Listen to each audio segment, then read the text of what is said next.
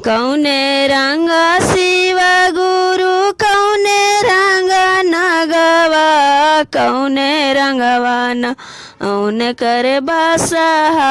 बैलवा कौने रे रंगवा न औन करे बसहा बैलवा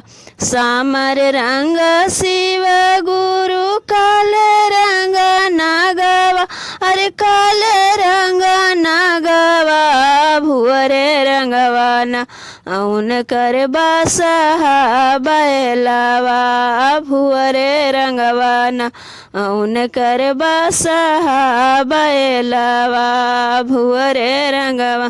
कहाँ बैठी हैं शिव गुरु कहाँ बैठी हैं नागवा कहाँ बैठी हैं ना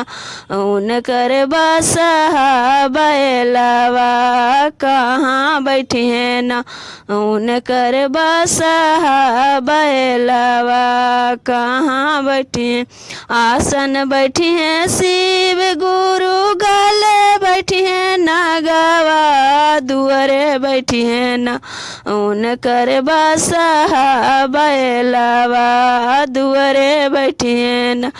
उन कर बसहा बैलवा का खाई है शिव गुरु का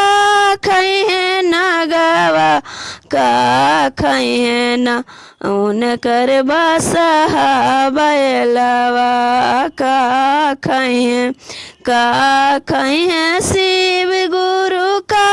पी है नागवा का खाई है ना उन कर बसहा बैलवा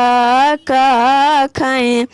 भांग खाई है शिव गुरु दूध पी है नागवा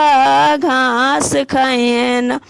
उन कर बसहा बैलवा घास खाई है ना उन कर बसहा बैलवा घास खाई है ना।